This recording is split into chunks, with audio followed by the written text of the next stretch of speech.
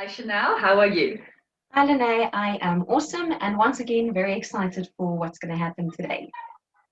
Yes, today we are speaking about the 6 to 9-year-old group and how we can teach children sexuality. And I'm just going to dive right in and just speak about this era in their life or time in their life. Children really start to begin to form norms and values, even though obviously they are from a young age exposed to it, they start to understand it more and are able to adhere to norms and values. Now, the thing is that for them to understand and make decisions according to the norms and values that we have in our house, we really need to make this explicit, if I can say it like that. We need to teach them what is right, what is wrong, what is safe, what is unsafe, what is good, what is bad. And in this age group, because they start to understand norms and values, they also start questioning other people who do not necessarily fall in the norms and values that we are used to. So they might ask, why does this friend not have a dad? Or why are there two men holding hands if they are used to mom and dad holding hands? So this is such an important time for us establish the norms and values that we have in our homes. So maybe, Chanel, you could just share with us what are practical ways that we can do this so that the children of this age group can really understand the values and norms. Awesome. It is, like you said, one of the most important building block, foundation blocks that we need to have in our children's lives, especially because they're starting to go to school now. And just to make it fun, to make it practical, use whatever you have in your home. If you have Lego blocks, if you have bricks outside, if you just want to write on papers and laminate it maybe to put it up. But it's very important that the values that you choose as a family will be understandable and that it will be visible within your home. So let's say you say one of your values is respect. Then you can maybe write on a brick the word respect and maybe draw pictures or print out and put it on there. Pictures of respect. Examples would maybe be to say please and thank you, to not shout at each other, to share toys. So make sure that your children, even though they are still very young, they understand in a concrete manner what the values are, because it can be very abstract if you just say love. Because even though love in your house is a very important value to have, you must break it down for the little ones, especially at this age. They're starting to read and to write, so they can be part of this. They can have fun with you. And it can be a nice feature in your home. It might look a little childlike if they are involved, but believe me, it is worth the trouble and worth the effort if they buy into this. And then when they are confronted with, like you've mentioned, norms and values of different families, have a discussion about it and say, okay, how do you think that value is in contrast or the opposite of one of our values? And why do you think this value is important? And if they don't yet know, debrief it with them and make it a fun family discussion on one of your family fun evenings, so that this can really be embedded in their hearts. And then when they are confronted with choices that differ from their values, they will know what to fall back on and what their default is. I always refer to your default printer. If you say to your computer, print, it doesn't ask questions, it just prints to whatever you set as the default printer. And we must set that default printer in our children's head according to Christian-based norms and values that we have discussed and decided upon in our family. I the other day or a little while back, I actually wanted to just write down my own values. What is important for me? And I think I kind of got stuck because I was like, what values do I believe in? And something practical I just did is to actually just Google values. And the whole list of things popped up. And then I could start sorting just through things that really resonate with us and that we believe in, but we do not always know how to voice it. So this is maybe something parents can do, is just to Google it and, just start making a list and say, our top 10 values, or even just start with 5 values. These are the main things that we believe in our home. And even for parents, I think the values, if your values and norms are really set in place, it is also a very good foundation to lay down rules in your house and have boundaries, because then there is a reason behind what you are saying. Yeah, Chanel, I think last time in our previous video, we spoke about decision making and how we can start teaching our children the foundations for making good decisions. And in this phase, norms and values will also add to this foundation of decision making.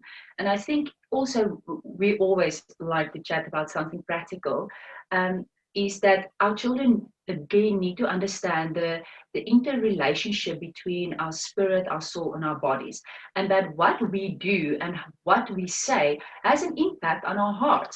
And a practical example that we will just put up here in the corner is that you can take a picture and just show children that what you allow into your eyes is going to have an effect on your heart, and what you allow into your ears, and even what you do or what other people can do to your body, or of course you yourself can do to your body, has an effect on our heart.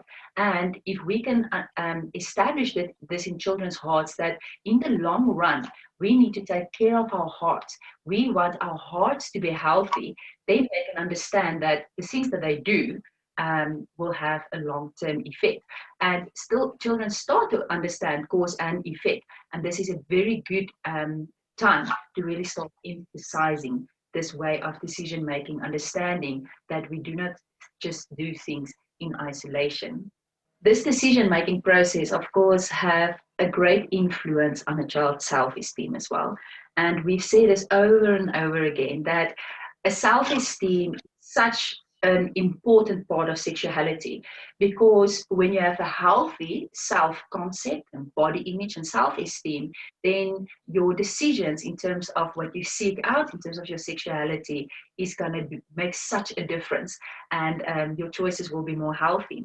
And I'm just thinking, already at the age of 9, and these days, earlier and earlier, boys and girls start to secrete more hormones, estrogen, testosterone, progesterone. And this is already the start of puberty. And we know that puberty brings, all these changes in your body, and therefore can have an effect on the self-esteem.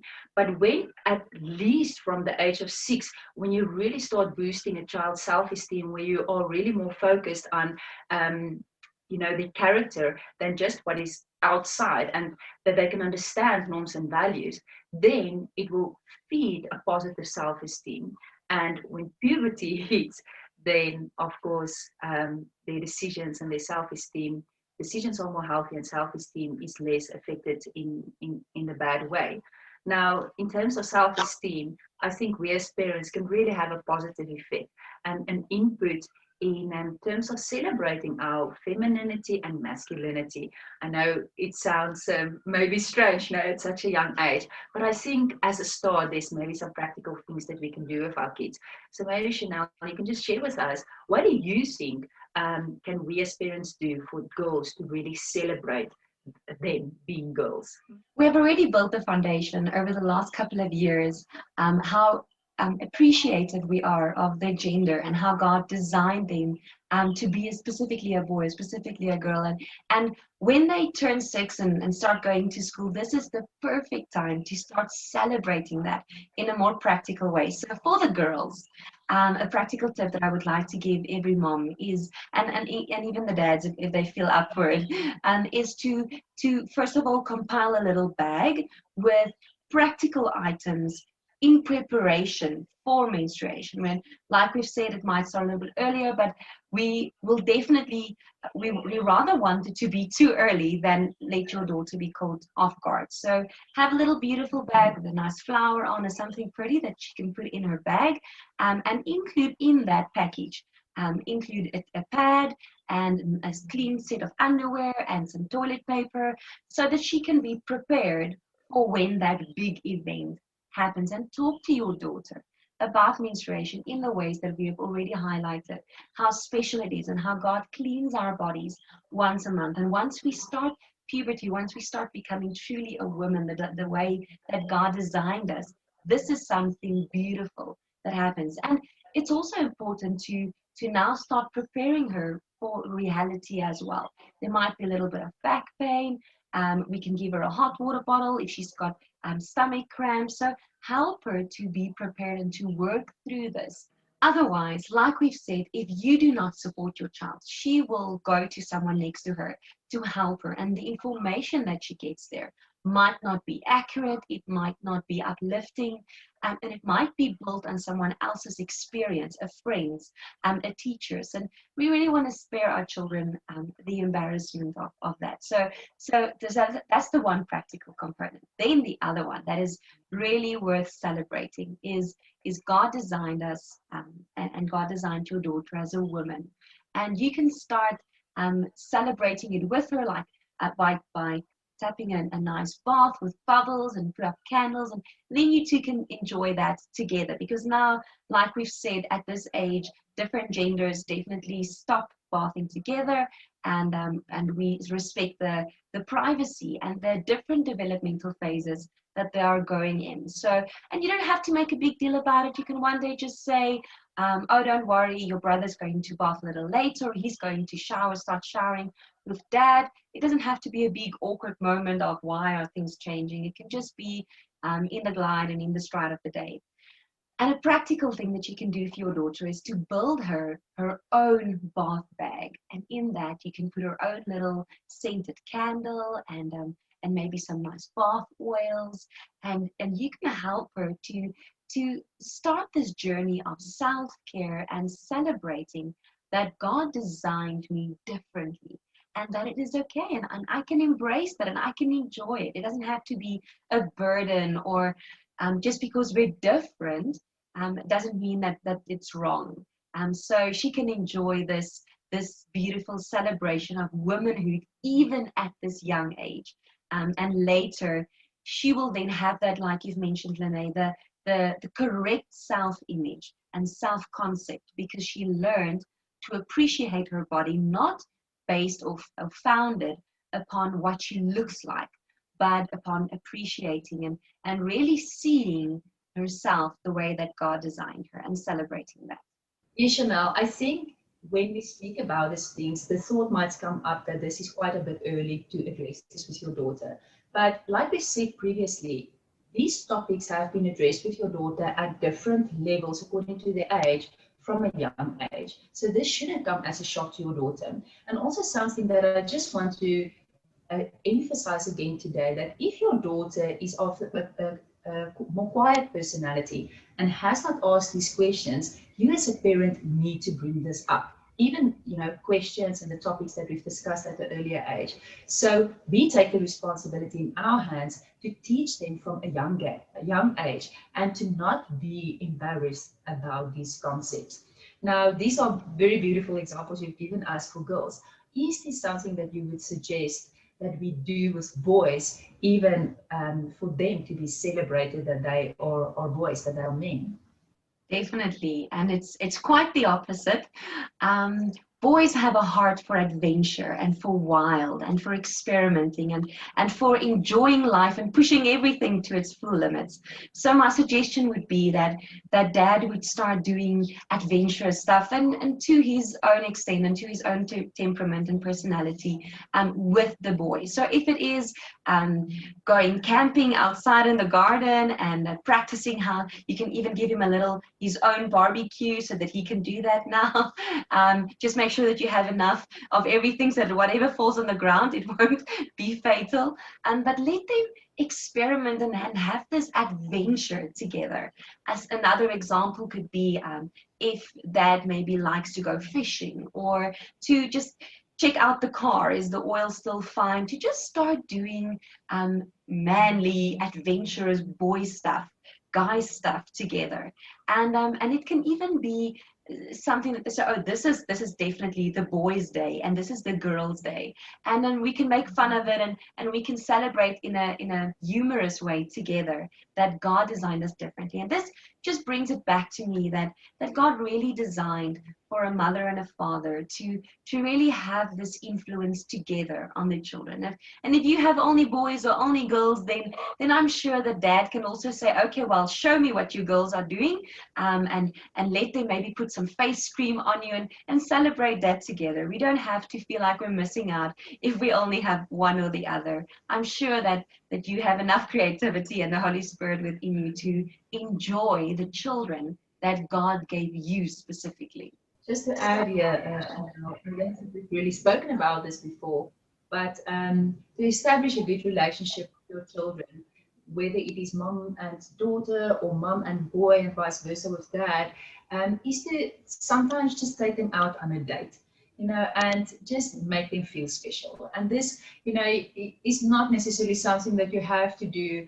Um, have the talk with them or teach them about sexuality. It is just for them to feel special.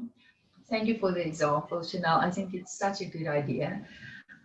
Now, if we move on to teaching kids about sex and the act of sex, they are becoming more curious and aware in this state. And the abstract thinking, even though it starts to form, they are still thinking in a very concrete way. So how can we as parents start teaching them about the more intricate ways, intricate things of sex, because they're not quite at the age where they understand all the mechanics, but they need to be prepared for it. So what do we do in this age group?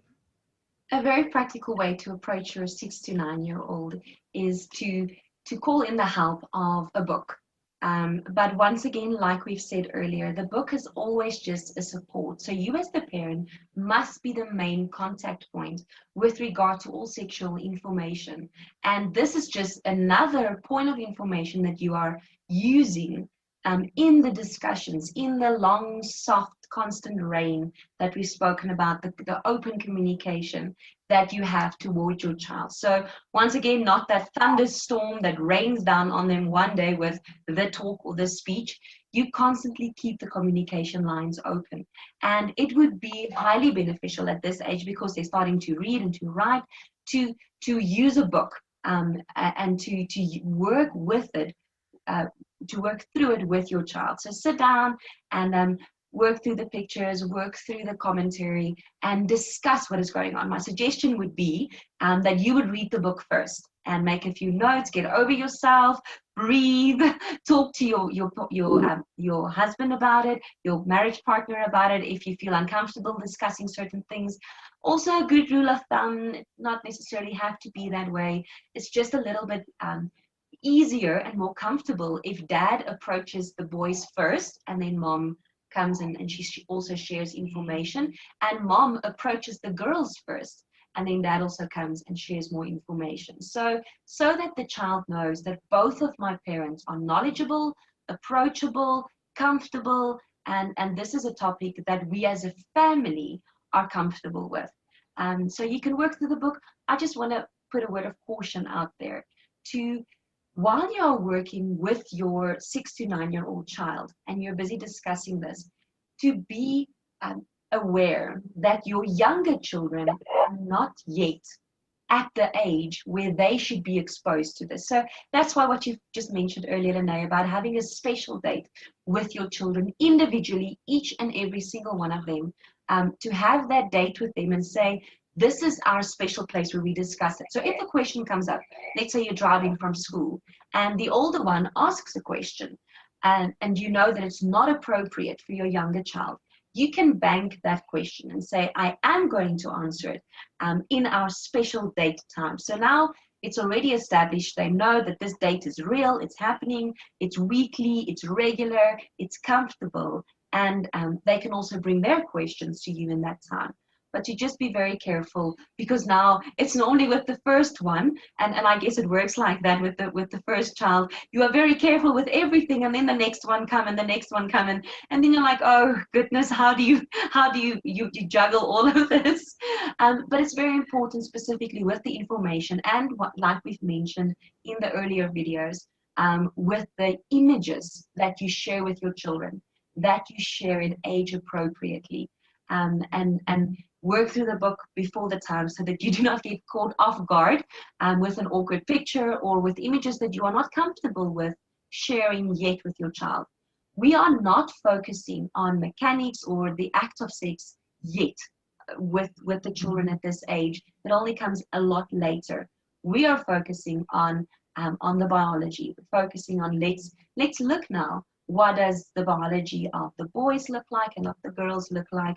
And they don't yet need to know that the two parts go together.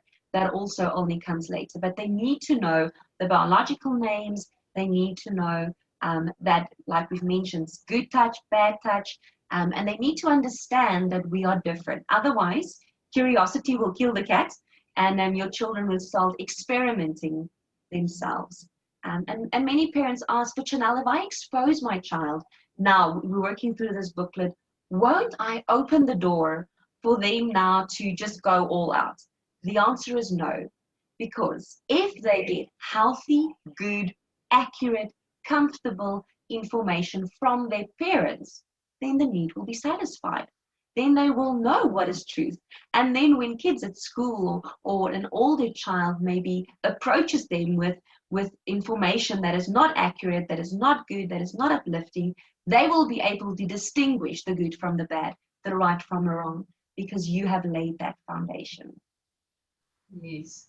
Just something that I want to add in this special daytime that you have with your child. If it happens on a regular basis, let's say you cannot make it once a week, but you do it at a pace how you can, is to take your child, especially when you open the topics of sexuality, just to a private place where they feel safe. So a wimpy ice cream with the play, ground might have worked at a younger age, but now when you start discussing maybe menstruation or the body parts, and you have your little booklet with you, in the middle of Wimpy or Spur is maybe not the best place. And maybe you can go to a park that day, let them have a bit of play. And then when they settle down, then you can say, I want to share something with you about, our beautiful bodies and how God has made us. And so when you establish a place where they feel comfortable, then also, like you said, with the curiosity, they will know that there will be a time and a place where we can chat to mom. And if we feel unsure, mom or dad, and if we feel unsure about something, there is a regular time where I can maybe bring up the question if I'm not brave enough to ask it in the middle of a car ride home. So Chanell, this is a time that definitely curiosity starts to grow, especially because we say that puberty can even start to set in at this age and the body starts to change. And of course, they have contact with a much greater part of the world, if I could say it like that. Even if you were, even if your children didn't go to kindergarten, but they go to school, now they will get in contact with a lot of other norms and values. So let's say your kid comes home to you, and a friend brought a condom to school. What do you do if your child asks you what this is? Most probably they will know by then that it's a condom because somebody, would have blown open the question. But how do we explain this to our 6 to 9 year old? That is definitely a question that can catch a parent off guard. But let's take it back to what you have in your home or what you can purchase that you can use that is really simple. And a practical example that I would like to give you is to go and purchase seedlings. And you can approach it with the three that we have discussed, how you can answer a question. So with the physical, family, and future. So first of all, you say, like these seeds, you'll see at the back it says that it should be planted in the summer. And it might be winter at the time, or it might be still a little bit cold. So you say there's a specific time for these seeds to be planted. So we have to wait a little bit. And because you've already opened the discussion of a seed from daddy and the egg from mommy comes together to form a baby, you can now say that like these seeds have to wait, sometimes mom and dad have to wait before we have another baby. So we use a condom to stop those seeds from entering mommy's body and forming another beautiful baby just like you, deep inside of mommy's body. So these seeds we have to keep for that specific season. And therefore we keep it in this pouch, and we keep it away. And that's exactly what a condom does, is it keeps those seeds from forming a new life. So you will use a condom, or a mom and a dad will use a condom until the perfect time comes when God tells them, okay, you are now ready to add another beautiful bundle of joy to your family. And that is the perfect design that God had. So even though the certain situation that your child might have been exposed to, the condom, we still need to enforce our family values, and help them to establish and to distinguish between right and wrong in that. So you still explain it from your perspective, from your values, so that they can form in their head that foundation of good and bad, right and wrong, and of the perfect design that God had. So there you go. You have answered the very awkward question of what does a condom do? Remember, when your child asks the question, they are not seeing the mechanics. They want to know how this puzzle piece fits into the information that you have given them. You can, in the discussion, say that it goes over the penis of the daddy, so to protect and to keep the seeds there, because that's the truth. Once again, always give your children the truth. Don't try and shy away from the question when they, even maybe they find a condom, and they bring it to you, to shy away from it and say, oh no, it's a balloon, let's see, we can twist it in an elephant, to just make the moment a little bit less awkward on you, because maybe your child already know what it's for, and they want to taste if you are willing to be truthful with them. And we do not want to fail that test. We want to keep the communication lines open, with regard to sexuality and all things sex towards our children, in this age. Yes, again, we are emphasizing that we need to get over ourselves and talk about these things, even if that's not the way that we grew up. So maybe the next question, and I know for me it was a shocker when I grew up, is to understand that mom has pubic hair. And the bigger shocker for me was to understand that dad also has. I remember I laughed so much I couldn't, contain myself, and my mom kind of didn't know how to handle it. So let's say your young child comes to you and ask, why do we are the same, we are girls, but we look different, and you have pubic hair. How do we explain that to them? I think once again, like you said, get over yourself and realize that God designed your body in a specific way. And like we said, with the triplica approach, with the physical family future, we say, okay, well, God designed your body to grow. And like you were a little baby, remember you've seen in your baby books now, you were a little baby and you were so, so cute and adorable. But then you grew older, and then you started walking, and like you grew, as like your body grew and started doing different things. So as you still continue growing, there are beautiful chemicals that God designed within your body. We call them hormones, and they start developing. And in the phase of puberty, remember, we are now building our children's vocabulary, their sexual vocabulary. They start at puberty, and that's when hair starts growing, because that's one of the side effects, or one of the effects of these beautiful chemicals inside your body is that hair starts growing. And it starts growing on boys and on girls, um, around your genital areas. And it's normal, it's okay. And the only thing is, and we can also then take a little bit to self-care, is to always nicely wash and to clean yourself. And I think it's important to discuss with your children that it might even smell funny if you don't properly care for yourself. You do not want your child to be that laughing stock at school, that smells a little, or that is a little bit awkward. So help them to know it's important to change your underwear. It's important to shower every day and to wash everywhere, especially in your genital areas where the dark spots that you can't see. It's important to help your child to make this normal. It's a normal developmental phase. So if she laughs and points and stares at mom's pubic hair, then you say, I am a big girl now. And one day when you grow up, you will also have hair. And it's normal and it's okay. Yes. And of course, for the boys, the facial hair also. You can Yes. just throw that also that they can understand. Oh, there's hairs like that is beard, that grows in part of the bodies when you are older. I'm just thinking of one topic, Chanel, and I think this is maybe a difficult one for parents, and it will really depend on the situation. But pornography is also something that we need to keep in the back of our minds. And obviously, our children will not necessarily come at this age and say, oh, there's pornography. Like you say, they don't have the vocabulary for that. But something that we need to lay the foundation for is that if children bring explicit pictures of ladies that are not fully dressed. You don't necessarily have to say that are naked because that might not be the occasion.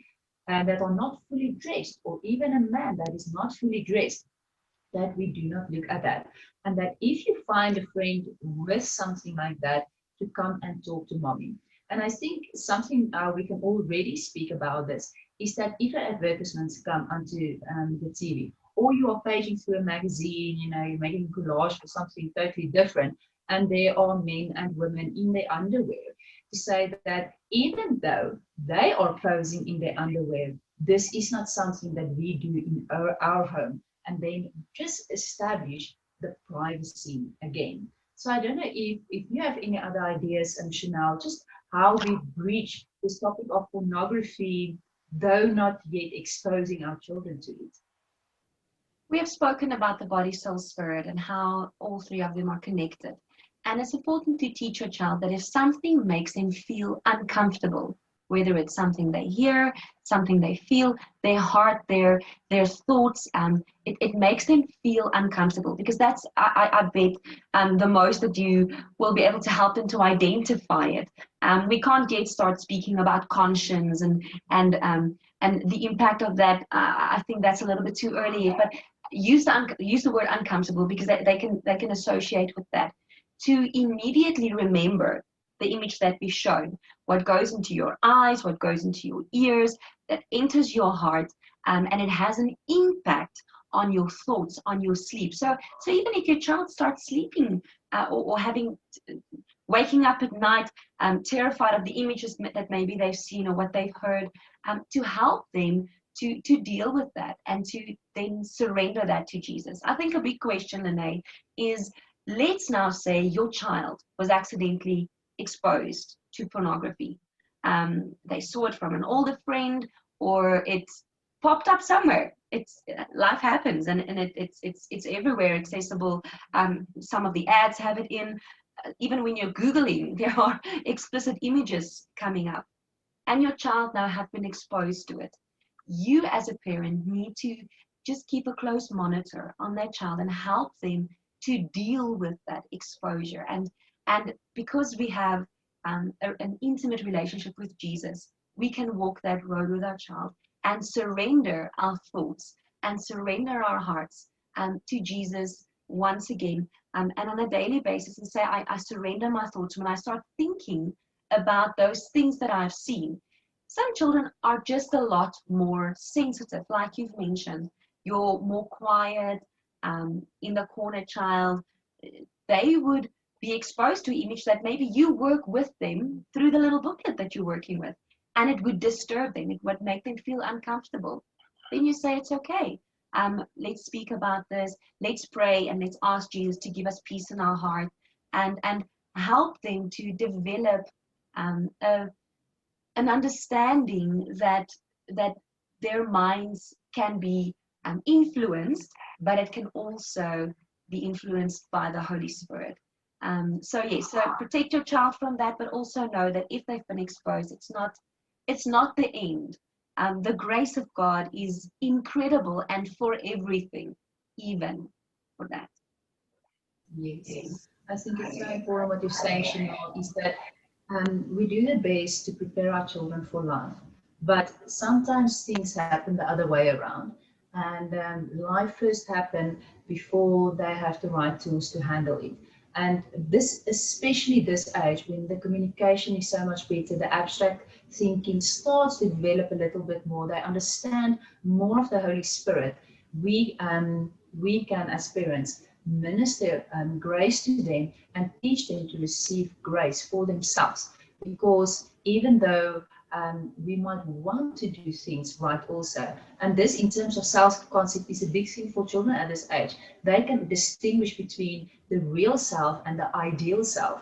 So even though we want to do the right thing all the time, we are not always able to do it because we do make mistakes. We are human. And for them to have the grace for themselves to make their mistake, but then have a safe place in the home, and then obviously with Jesus to receive the forgiveness or receive the peace or whatever is necessary.